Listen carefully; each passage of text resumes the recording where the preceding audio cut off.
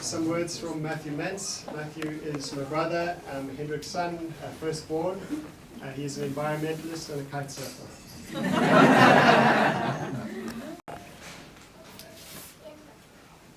You have to pull up the mic. I think talking about this book is very challenging, and I think everybody that's spoken tonight has imposed that challenge.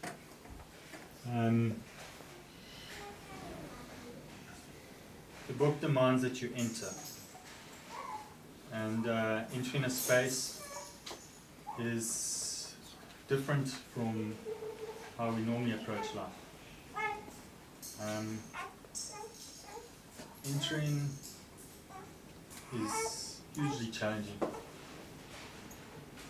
and so in preparation for my speech I thought I would enter, and I just came up with this, my attire.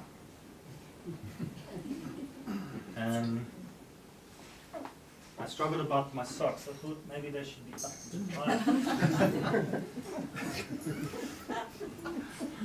And then I had a dilemma about the socks, but and then I realized I wasn't working on my speech, so then I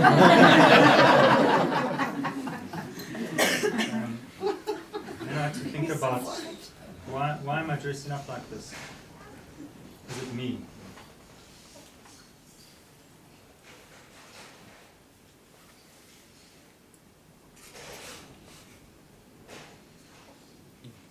Or was it to make my dad proud?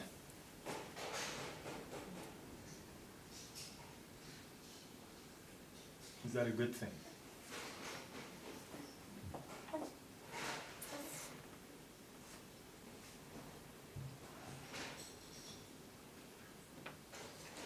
Clearly not. So if you understand that that's a good thing, then you're not going to get enter. If you think making your dad proud is a bad thing, then you're going to get enter. You're going to get his message.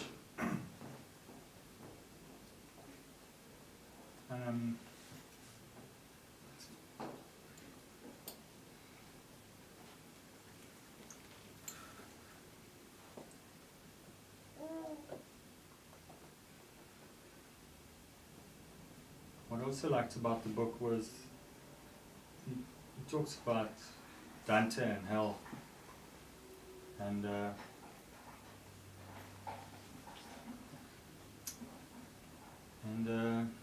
obviously the hell has come up in a lot of the talks.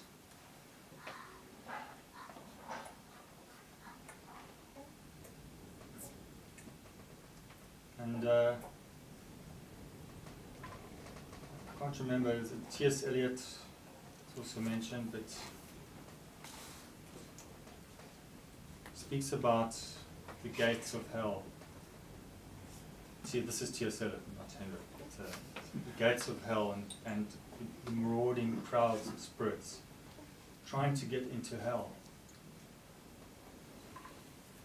And that's stayed with me. I mean, why would you be trying to get into hell? Perhaps life is not what it seems. Perhaps, maybe it's hell we need to get into. We've got these ideas of heaven, but where is heaven? What is heaven? The alchemists say, have a mantra, as above, so below. I've always struggled with that. What does it mean? As above. Is that heaven? And if above is the same as below, the distinction breaks down.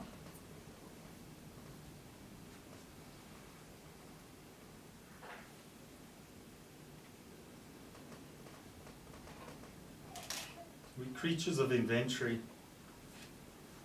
according to Hendrik.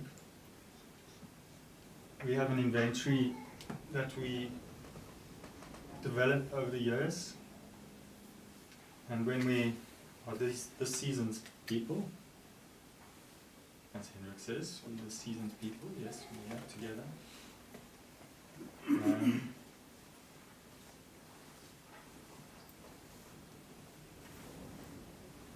We all have our professionalism and our inventory, and we are experts because we are a little bit older than average age here, so a little bit touching the old side. Last season's people. But we have an inventory of experience, but our inventory is built up on stuff that we've forgotten about. You know? We learn to behave when we're children, we learn to behave in a certain way. We learn what works and what doesn't work. But we forget why we do things, and we get hurt by people.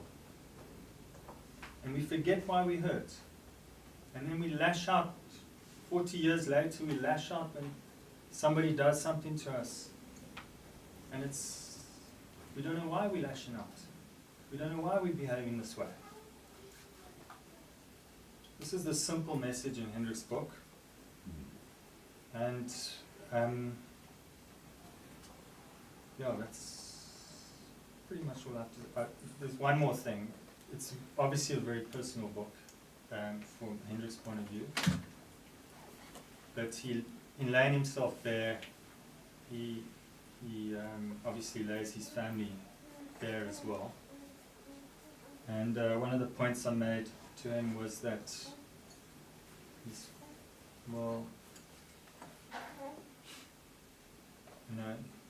his parents aren't here anymore, and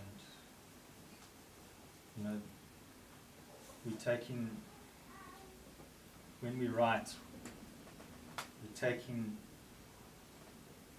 things and we're reducing them. Words are very powerful. It's not the whole picture.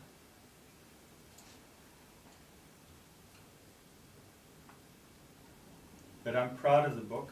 I think that for me it is a book of kin. Everybody can read it, but it's a book that stays in the family. I mean, Hendrik's dead, Enzo will read the book, and so on and so on and so on. And it will always be a reference point.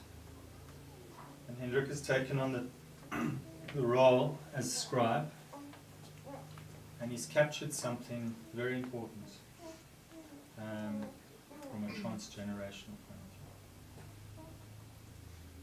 I think that's it.